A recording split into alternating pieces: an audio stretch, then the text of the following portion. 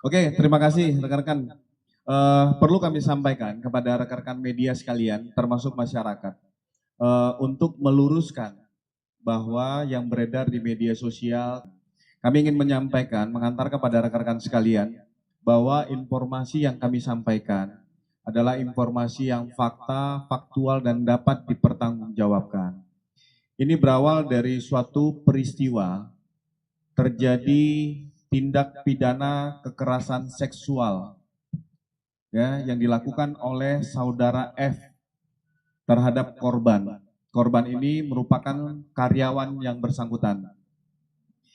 Pada saat tindak pidana itu terjadi, proses dilakukan oleh laporan dilakukan oleh korban kepada Polda Metro Jaya. Dilakukan beberapa langkah, melakukan pemeriksaan keterangan korban, pelapor, serta sejumlah saksi, termasuk ahli forensik, ahli psikologi klinis, ahli tindak pidana kekerasan seksual, serta telah melakukan visum et repertum psikiatrikum dan pemeriksaan psikologi untuk melengkapi pembuktian perkara. Setelah semua dilakukan, penetapan tersangka kepada saudara F pada 15 Juli 2025.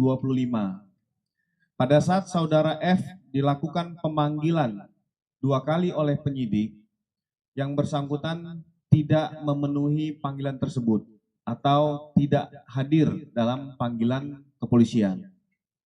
Penyidik telah melayangkan DPO, daftar pencarian orang, pada tanggal 20 Agustus 2025. Sebelumnya yang bersangkutan akhirnya datang bersama kuasa hukum dan diperiksa sebagai tersangka.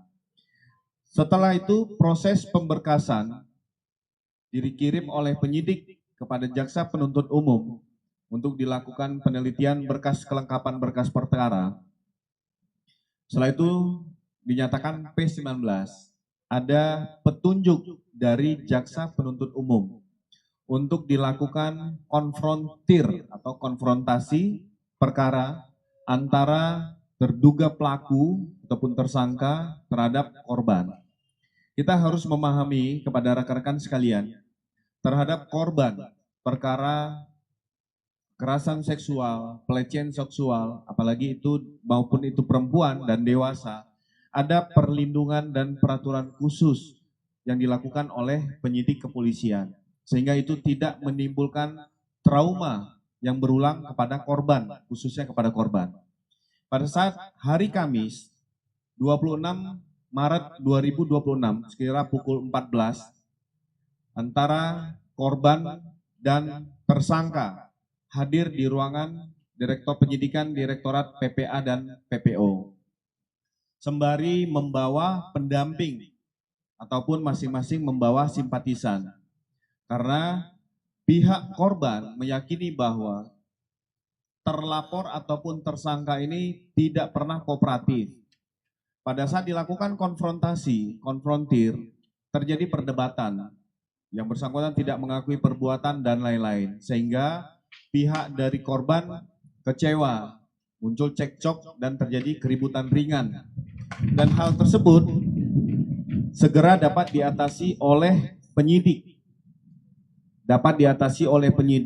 Terkait tentang kejadian tersebut. Korban R, salah satu dari rekan tersangka, itu yang mendampingi saudara tersangka F, menunggu di ruang tunggu didatangi oleh beberapa orang dan dilakukan penganiayaan. Mengakibatkan korban mengalami luka memar, leher dicekik, dahi, pundak, dan dilakukan tindakan kekerasan kepada korban.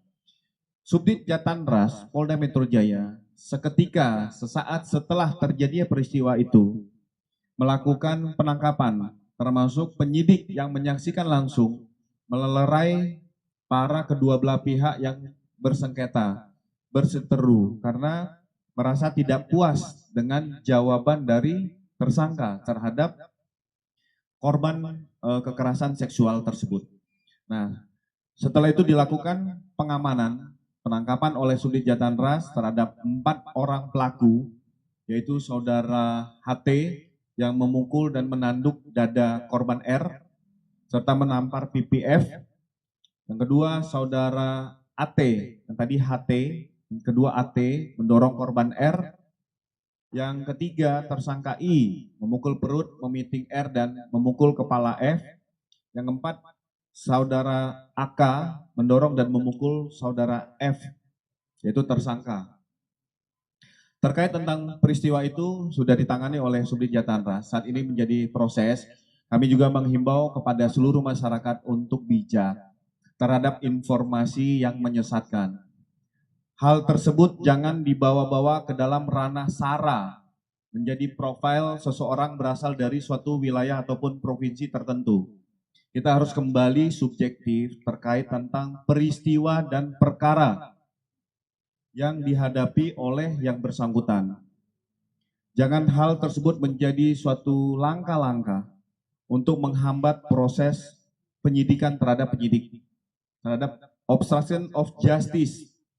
Kami mengimbau untuk kita semua harus bijak terkait tentang berita-berita ataupun framing yang dibuat sebagai korban dalam penganiayaan benar menjadi korban, tetapi dalam perkara tindak pidana kekerasan seksual yang bersangkutan merupakan tersangka dan saat ini menjadi proses. Kita menunggu sama-sama, kita beri ruang kepada teman-teman penyidik dan jaksa penuntut umum apabila perkara ini sudah dinyatakan lengkap dan kami akan melimpahkan tersangka dan barang bukti. Itu ya beberapa rekan-rekan. Oke, yang selanjutnya